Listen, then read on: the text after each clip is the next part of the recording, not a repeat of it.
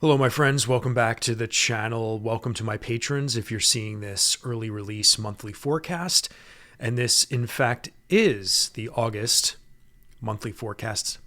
So, without further ado, let's jump right in. I want to limit my rambling that I am constantly known for. And I really want to just get right in and specifically start going through key dates that I think are going to be very important.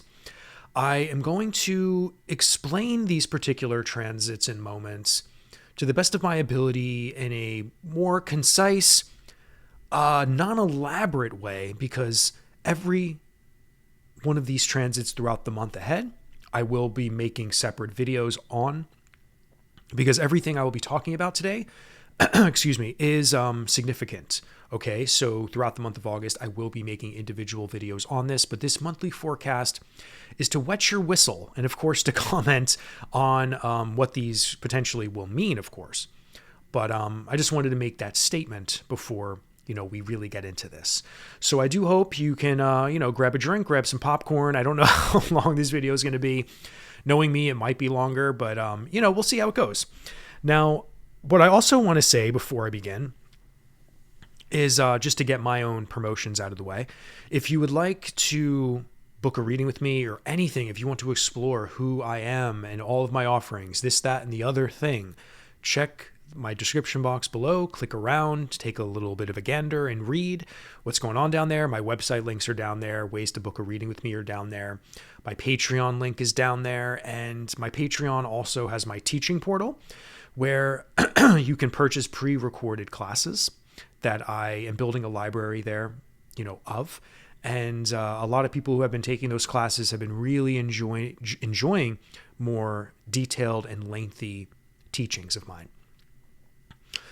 All right, my friends. Well, without further ado, Sunday, August 4th, new moon in Leo. So new moons are moments to plant new seeds. New moons are moments to take a new perspective, a new look at a particular area in our life. Excuse my throat, guys. I'm a little like throaty this morning, I guess. So just bear with me. I'm sure I'll be fine. But yeah, new moons, guys. How many times have we talked about new moons here on the channel? New moons. We've had so many beautiful new moons in the last couple of months. Every single one of them has been a beautiful moment to examine that part of our life, to, kind of take a look on what can be revamped, what can be analyzed, and what new intentions we can plant into the ground involving that particular area of your life. Leo is a passionate place in our birth chart, is a place where we wish to shine, of course. It is a place where we might have a leadership role. Whatever the case is for you, whatever house topic that is, this new moon is to examine that and to see what needs to be reborn, right? Now, new moons usually will link to the full moon phase that comes next, which will be Aquarius full moon, an Aquarius full moon. But when I look at new moons and full moons, I don't necessarily link them together as a very for sure specific thing. I think we need to just focus on the new moon and what Leo is in your life. And, really just take inventory of what's going on in that part of your life. And kind of just sitting with yourself and going, what do I need to birth right now? What is going on where I could really look at this from a new way? Is there something I want to start here, right? This is what new moons are beautiful for. Now, I'm going to do my best to limit my collective commentary, like what's going on in politics, this, that, and the other thing. Because, all of my work here on YouTube, and really my work generally speaking when I help people, with readings and in my teaching, I'm not here to talk about politics 24/7, even though there are so many mundane astrologers out there. And I would consider myself somewhat a mundane astrologer, but for me, there's a time and a place for that. And I know I've been talking a lot about that lately because there is so much going on in the world, and that will be going on in the world for years to come in ways that are going to be historically life-changing. But my intention for this forecast is to not necessarily go so, collective, on you guys. because it can go in so many different ways. There's so many different things happening in the collective. But this new moon will be very significant for a lot of the Leo placements in the political sphere. And I feel this moment is going to be many, many people in the political sphere trying to, start over in a way, the way that they envisioned maybe their initial campaigning. So this new moon, along with the Mercury retrograde coming, there's going to be a lot of reviewing for a lot of stuff going on in the world, a lot of revamping. And I think a lot of people are not going to be I think a lot of people, maybe Republicans, they're having a hard time dealing with the Democrats are doing right now. And the Democrats, I think, are excited for, a rebirth of their own involving what once was, the idea that one president was going to still be the candidate. So anyway, rebirth moment for Leo all around. Look at your life and examine what seeds can be planted. Monday, the next day, August 5th, Mercury stations retrograde. Venus ingresses into Virgo, and Mars gets stronger and closer to Jupiter. So our retrograde moment is finally here, everyone. We've been in pre-shadow for about a week so far, maybe less than a week at the moment I'm recording this on July 23rd. And by August 5th, we will be officially in the retrograde cycle. We will officially kind of understand what is holding us up, what is coming back from our past, what is resurfacing itself, what is delaying us, blocking us, what is going on, what needs to be reviewed. So by August 5th, we're going to have a sense of what that is, and it's going to be in the Virgo part of your life first. There's going to be something that manifests in the Virgo part of your life first. If you have early Virgo placements, those planets and that stuff's going to get affected, obviously. Any aspects to there will be affected, obviously. And then as we move Mercury back into Leo, then the Leo stuff will be activating once again. So a majority of this retrograde is a Leo retrograde, in my opinion. So we have to focus on what's happening in Leo for you. That's why the new moon might be very important this time around, because I feel whatever that newness and that rebirth that you've been, focusing on, or that's been just manifesting on its own, is the highlight. And I would also suggest that whatever Pluto has been doing to your Leo, part of your birth chart is also very significant, because Pluto is really transforming Leo right now. Like Pluto is transforming Leo, right? It's providing some challenge there, but it's also providing amazing opportunity. And that's the double-edged sword to Pluto. Pluto will sometimes rip the truth out of you in order for you to see, maybe a new version of yourself or a new version of an event or a situation, right? And that always can lead to transformation and rebirth, right? So the new moon happening across from where Pluto is very significant, very powerful. This retrograde will have something to do maybe with that. And again, I'm sticking to the personal with you guys. I don't want to get too involved in the collective stuff. But Leo is very, very, there's a very big transformative moment for Leo. Some people are going to be on the tail end of that, and it's going to be difficult. And some people are going to be rising to the occasion, So we have to learn that both are okay, both are acceptable, and they're both opportunities for transformation and growth, right? But it could also be a moment of destruction, because that's what Pluto is also about. Venus ingresses into Virgo. Okay, so what is the Venus and Virgo story going to be? What's your Virgo story like, right? Virgo is about the mind. It is the domain of Mercury. Mercury is still in Virgo while the time Venus enters. So Virgo will be activating Venus's, poetic intellect, right? There's going to be maybe better ways for you to speak. Whatever is going on in the Virgo part of your life, the way you think and the way that, the way things are orchestrated and organized and structured, I think there's going to be a breath of fresh air and beauty to that, maybe even more creativity to that organization, maybe more creativity and poetry to the way things are thought and spoken. In the collective, I will mention this one thing. Kamala rising to the occasion. Leo has been a massive moment for her to come into some leadership, right? Virgo will be, okay, now what does she have to say? What is she thinking? What is their campaign going to do? How are they approaching this, right? And this also ties into a retrograde story, right? This idea of how do we structure our campaign? How are we going to do this? There's a lot of reviewing and restructuring going on in the ex-Biden campaign and also in the Trump campaign, right? Trump's whole campaign is reorganizing itself. They're figuring out they're balancing themselves out with this new news that Kamala is here and now, right?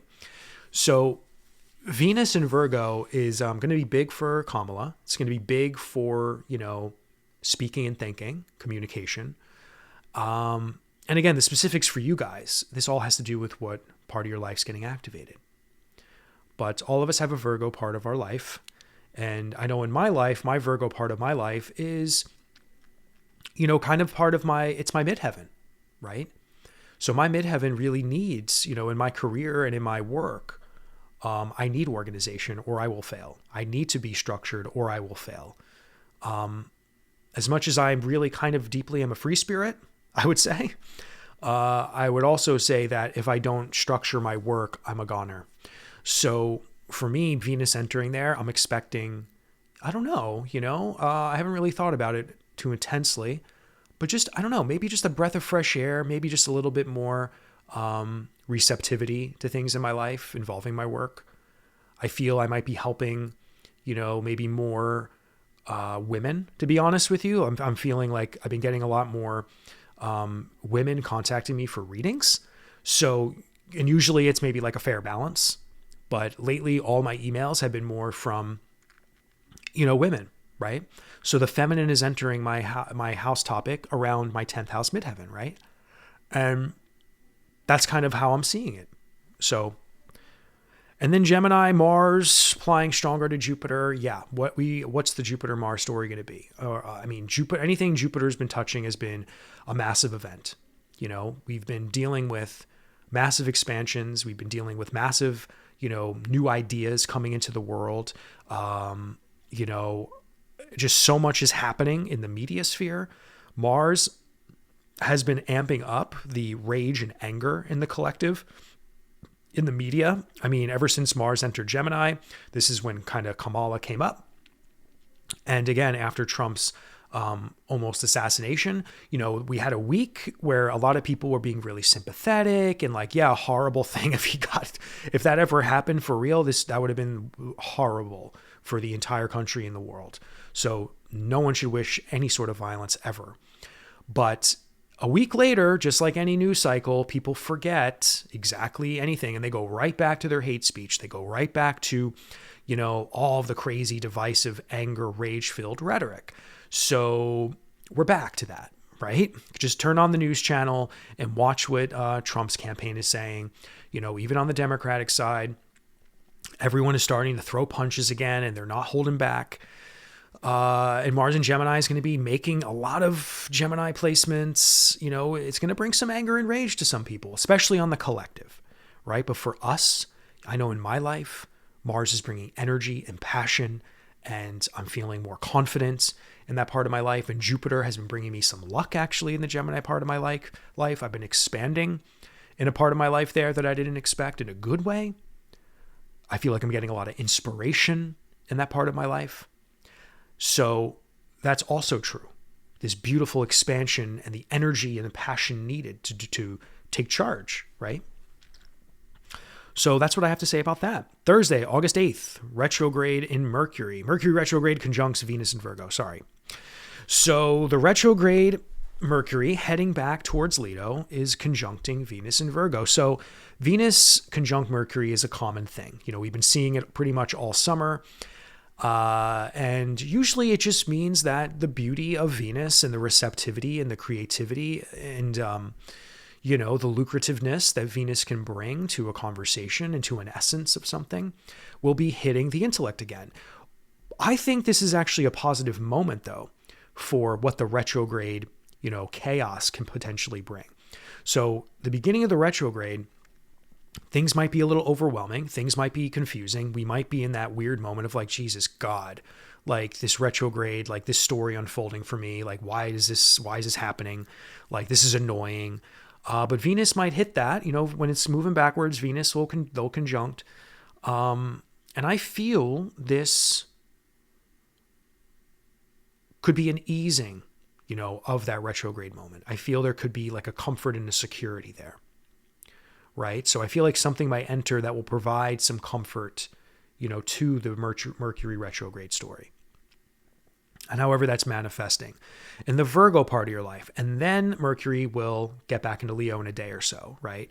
And then we're going to be having that whole experience be the dominant, part of the retrograde, like I said before.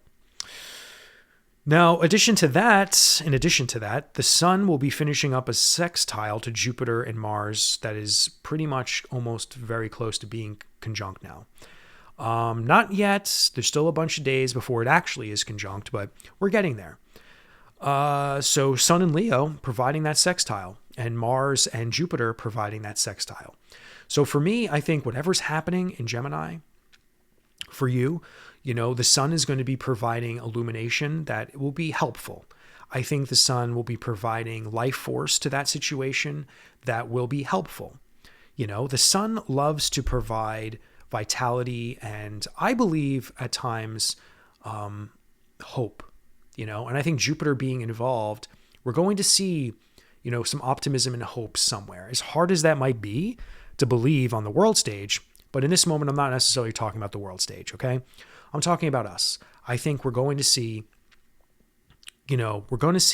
light that is inspiring, and I think Mars will provide, the action and passion to see that opportunity, to see that inspiration and that courageous passion from Leo, get activated. So I really do think the fanning of the flames from Leo to Gemini is going to be, I think it's going to be a great moment. Sextiles are always so supportive, and they always kind of give us, a boost we need versus like a burn. Like if it was a square, right?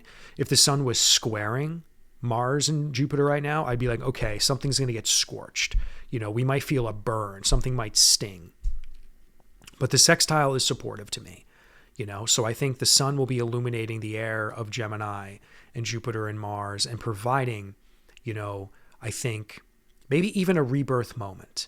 I don't want to stretch the word rebirth too far here, but the Sun is also known for, providing life, of course, to a situation. So I'm looking at that sextile as something optimistic, and I think we're going to need that optimism before the actual conjunction hits, because I do think there will be a massive event that occurs. I don't know what it is, though, obviously. Now, August 14th, Wednesday, Jupiter's conjunction with Mars will be official, and it will be a peak moment. So this is a day I feel something specific will manifest. It will be abrupt. It will be sharp. It will be in our face. On the collective stage, I don't know what this is going to look like at all. I'm not predicting anything. I don't know what this is going to look like, but this will hit everyone's Gemini placement in a very, very severe way. Now, severe, the word severe is very strong, but sometimes severe is actually good, guys. Sometimes something just like hits, like a lottery winning. And I'm not saying this is the lottery winning, but I'm just saying like the fire of Mars will be touching the power of Jupiter. And I feel we're going to have massive insight. We're going to, really, maybe connect with someone or something that is so profound. And I think it'll be a life-changing moment. I really do.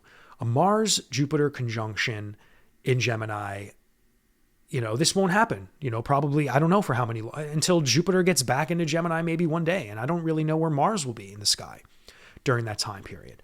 But this is a moment that I'm not saying is rare, but, all the transits that are hitting Jupiter in the last couple of months are somewhat rare. I think the Jupiter-Uranus conjunction was the most rare, of course. But Mars conjunct Jupiter is a big deal. It's a big deal, and it's going to be full of energy. It's going to be aggressive. And sometimes we need aggressiveness in our life. We need that moment that makes us feel like we're on top of the world. We need that moment that really shoots off fireworks with maybe someone we love or something we love. So this will be a moment where, it's going to be very shocking. And I think on the world stage, we will see something shocking happen. Something will occur that is big. Like big in the way where it'll take over the airwaves for an entire day. Okay? Thursday, August 15th, Mercury retrogrades into Leo officially.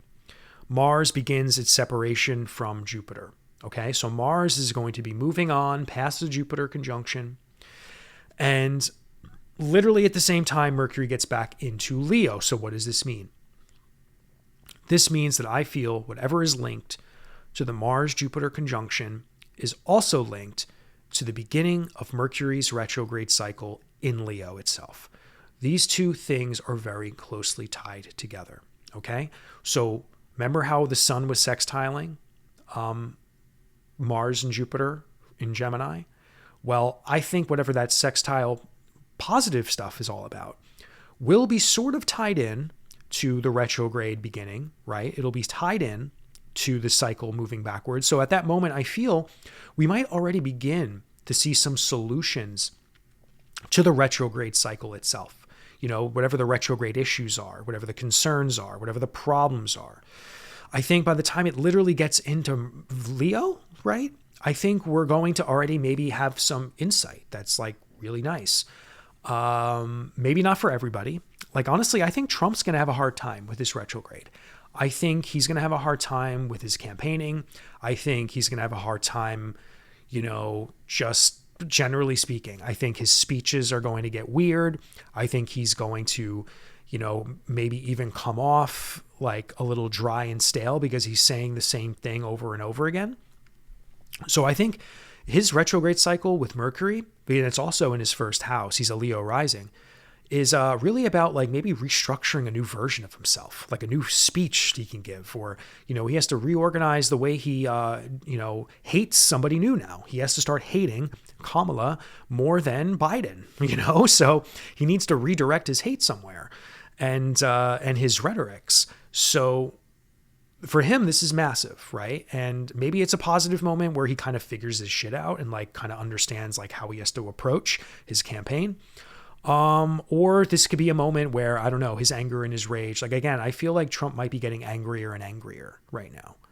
So we'll see how that goes. And I think his Truth Social tweeting or whatever you want to call it might get angrier and angrier.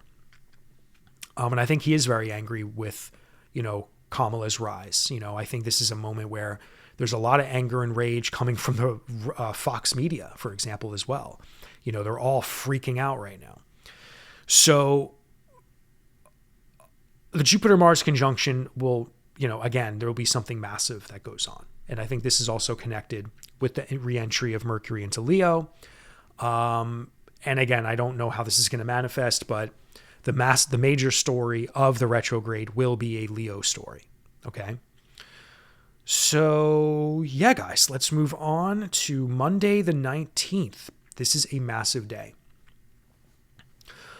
We have a full moon in Aquarius. Okay. Will it be linked into the new moon intentions in Leo? I don't know. Sometimes the new moon intentions tie into the full moon intentions, and sometimes I don't see that occurring, guys. But there's always a very powerful moment with a new moon and a full moon. There is a powerful revelation, insight, something is illumined, and it's a truth we must face. The full moon in Aquarius is a massive moment for politics. This is just as the Democratic National Convention begins. So this is a moment for American politics when Pluto is still in Aquarius, mind you. And this is going to be very, very significant for this point forward involving the election. So I don't have any details necessarily. I don't know the details on what this could mean specifically. Like, will there be a certain event that occurs aside from the convention? Will this be a moment where, is this a foreshadowing that might be a positive one for the Democratic Party?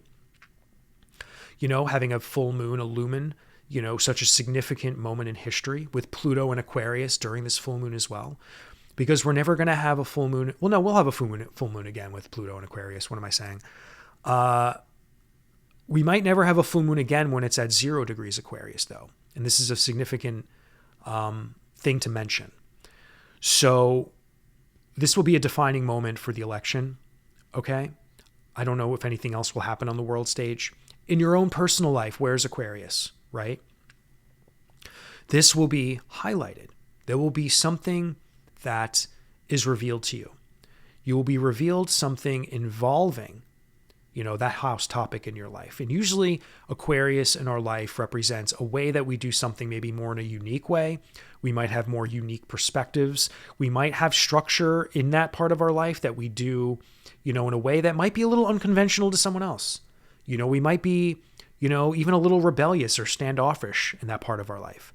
So the full moon there is a transformation. We're going to have a transformational insight moment where, something will be just shoved in your face and you will see something for what it is, right? And then you will have to make a decision on what to do, right? Or you might be like in a really awesome place in the Aquarian part of your life, like the Democrats, for example. They're going to feel very, very inspired that day. I think if Kamala rises, the Democratic Party is going to feel more confident than they've ever had, because despite how you feel about politics, personally, I loathe politics, but as an astrologer, this is a science of just observing the facts here. Biden is gone from being a president again, okay? Which means you now have new life and a very energetic life, right? Whether you like Kamala or not, she is younger, she is quicker, she can speak, right? So, and she is a woman who's not white, and she's probably going to pick a male, I would say a white man, vice president, okay? They're going to have a ticket that is probably the best you can get from a Democratic perspective. And they're going to have a very powerful DNC. So for them, this is going to manifest as a legendary moment in history, okay? So I don't care if you're on the other side of the aisle and you think this is BS and like Biden shouldn't have dropped out and, this is going against this. It's like, well, technically, as far as I'm concerned, maybe I'm wrong, but I don't think I am. Until the convention actually happens, you can change up the nominees. I think you can do that because that's the whole point of a national convention, right? So this is going to be a powerful moment in a positive way for the Democrats.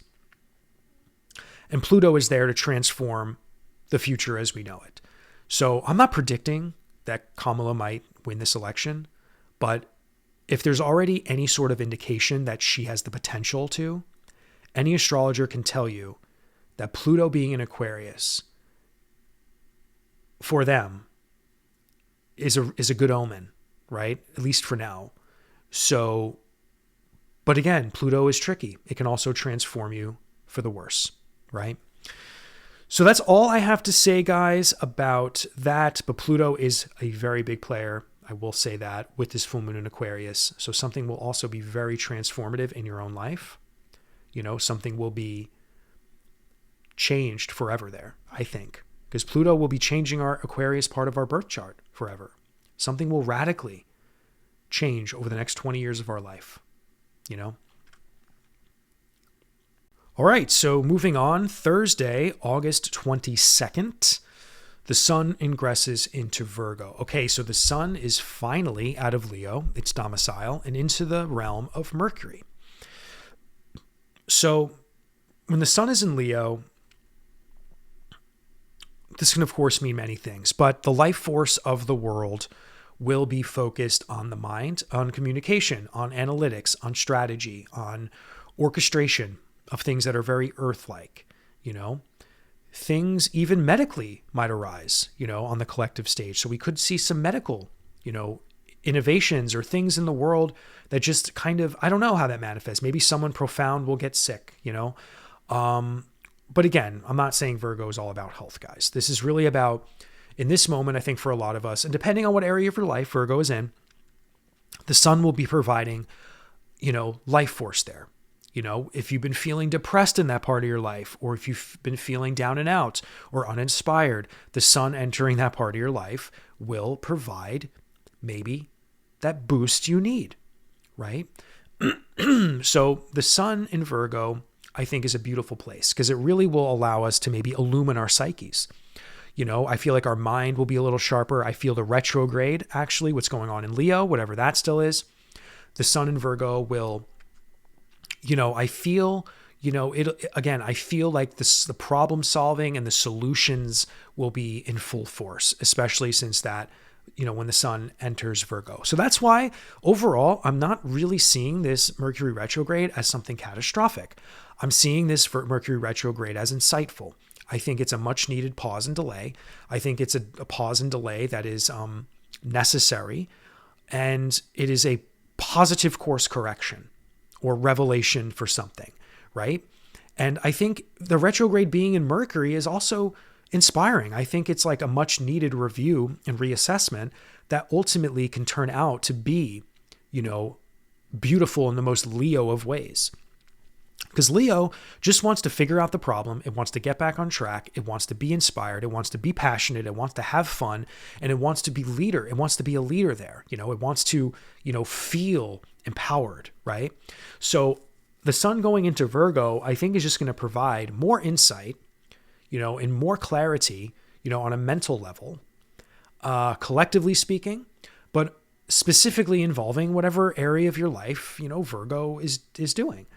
So I feel simultaneously the Leo part of your life and the Virgo part of your life are going to get illumined, right? And illumined for clarity.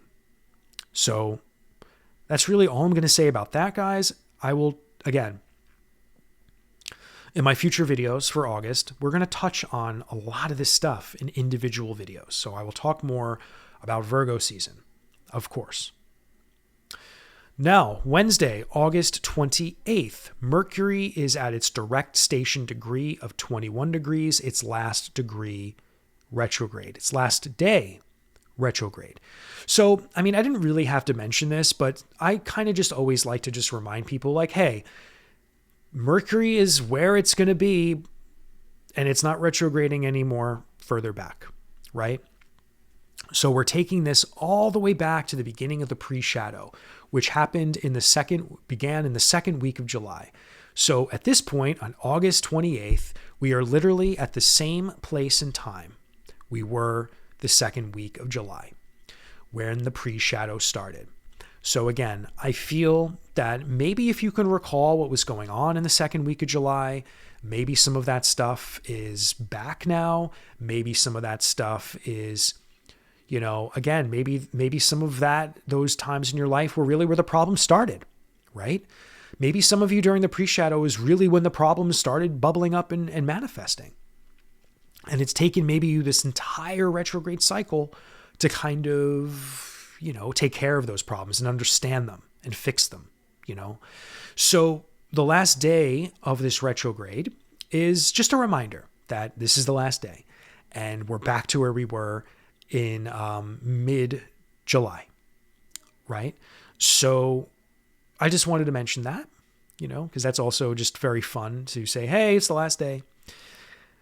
And then Thursday, the 29th, the next day, Mercury goes direct at 21 degrees Leo. And at the same time, ready for this? Venus enters Libra, its domicile.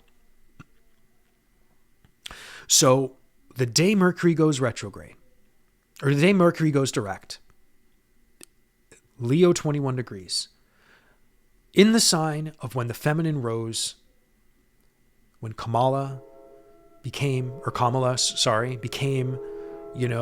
a figure for our time. There's a little bug flying around. I'm not saying that this is going to have anything to do with her, but at the same time, I think the planet of the communication going direct again in the sign of leadership may have something to do with her. And generally speaking, Venus enters Libra at the same time. So Venus will be in her domicile. And Libra is all about connection, It's about creating harmony, creating peace, but also being a little confused at times, not knowing certain things. So maybe a lot of the media will be I feel like this is going to be the moment where we all sort of really settle in to the reality of what the election cycle is going to be. This is after the Democratic National Convention. This is after maybe Trump's campaign and himself, reorganize like whatever's going on or whatever was going wrong in August for them. I think August is going to be a really wild month for the Republican Party. But when Venus gets into Libra, I think everything's going to cool off. I think things might settle down, maybe. I think Kamala is definitely going to shine in a new way. I think maybe even women are going to be more and more inspired by her. I think she will have the potential to bring a lot of people together that people might not have expected. And this is all because I've been tracking Venus with her, this rise of the feminine, so dominantly, right? So we have to keep in mind whatever goes on, collectively speaking, with Venus is going to have an attachment to her. And Venus getting into her domicile after an entire cycle through Virgo, in which the rise of the feminine will be so, it's like the whole intellectual and communicative, expression of Venus and maybe Kamala will begin revealing its results as it gets into her domicile, right? So I'm expecting very good reception from many people who may not have originally thought that they would actually say maybe nice things about her. And I think this is going to be a battle for the Republican Party for sure. Now, I'm not sure, again, I don't really have their birth charts memorized, like Trump's birth chart necessarily, but because I don't know where Venus is, like where his Libra is necessarily. But I feel collectively speaking, Venus in Libra is always a good time. Like it's always like, okay, let's just take day by day. Let's try to connect to our people as much as we can. Let's try to be as harmonious as we can in this part of our life. Let's, maybe find more beautiful things than horrible things. And I think for us personally, this will be a beautiful transit. Anytime a planet gets back into their domicile, usually, we can see more balance there, in whatever that expression is, right? So Venus in Libra, wherever Libra is in your life, it's going to provide, I feel that, sense of home, that sense of, receptivity and love that we always love to receive from Venus. So let me see what else I have here. Yeah, Venus in Libra is interesting, guys. I haven't really meditated on it that much in this current time, what that might manifest in the public sphere. But in your own life, examine where Libra is. What part of your life is that? And Venus, has been lately providing a lot of love, I believe, a lot of comfort. Even if we're not physically experiencing it, I feel we could be longing for it. We could be, seeing it right in front of our face and, hoping that it manifests in some way. But Libra, is a connective sign. It is about peace. It is about harmony. It is about, trying to bring things together and to make everything okay. And the only shadow part of this I can see is just things maybe being confusing and indecisive, so there might be decisions that are hard to make somewhere. So we might be faced with some things that are lovely, but we might have to make decisions that are hard to make. Like maybe a breakup, this could be a breakup moment, for some people, the sign of love, the sign of, I'll say love, because I know in Gemini season, a lot of people were falling in love. People were falling in love with stuff, things, ideas, people. when we had that beautiful Gemini new moon. And then when Venus was in Cancer, I feel people were emotionally connected to maybe some things that they were in love with. Or the emotional system was very much activating, and Venus was there to receive that. So now that Venus is in Libra at this point in time, and because Libra can be indecisive, and there could be tough decisions, right? And sometimes Libra does not know how to make those tough decisions. They're not used to that. Or it's a very uncomfortable thing. But Venus is there to, one, either support those uncomfortable decisions, and maybe someone will be there to help them. Or this could be a moment where things you once were connected to or in love with, this might be time to say goodbye. So we'll have to see how that manifests, my folks, my friends. And yeah, the last thing I want to say, closing thoughts, is let's not forget. Literally September 2nd, Pluto will go back into Capricorn. So we are in the final month of Pluto in Aquarius. So this entire month is still being greatly activated by Pluto in Aquarius, which will be the next 20 years of our life. But literally 2 days after August concludes, Pluto will be back in Capricorn. It will be reactivating the US Pluto return. So I could say by September, political stuff will be wildly amplifying itself once again. So I think whatever lessons we've learned or they learned during the retrograde, whatever's going on, when Pluto gets back into Capricorn, it's game on. So I don't know if there's going to be events that occur. I'm not predicting anything. I don't know. All I'm saying is that the fight for America and what America stands for will be extremely powerful for the next 3 to 4 months until, the election concludes and whatever happens with the election, right? Because then by early December, I believe, mid-December, Pluto will be back in Aquarius for good. So we have these vital months in the political world with Pluto back in Capricorn at the Pluto return to the United States. The last time, we call it a Pluto return for anyone who does not know. It is when Pluto makes a complete return. I mean, you guys should know this. When a planet makes a complete return back to its original birthplace. This is happening for the first time in American history. The last time this happened was the signing of the Declaration of Independence.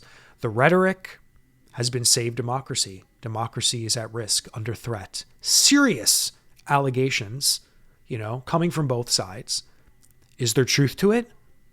Yes. Is there some over exaggerating to this? Yeah, a little bit too. But all empires will fall. Nothing is permanent. That's what the Buddha taught, right? So this is a moment in history we've never really been faced before, in this particular way. But the Pluto return is making this a more significant event than any time in American history. So that's all I'm going to say about that, guys. Now, I hope this forecast was enjoyable for you. I hope it was informative. Leave your thoughts in the comments. Subscribe if you're new. Hit that like button if you stay to the end. All that stuff really helps the algorithm. And once again, if you would like to connect with me one-on-one to talk further in any way, shape, or form, check out my links down below. Book a reading with me. And I would love to see you in the digital face-to-face. All right, my friends. Well, that's all I have for you, and I'll see you next time.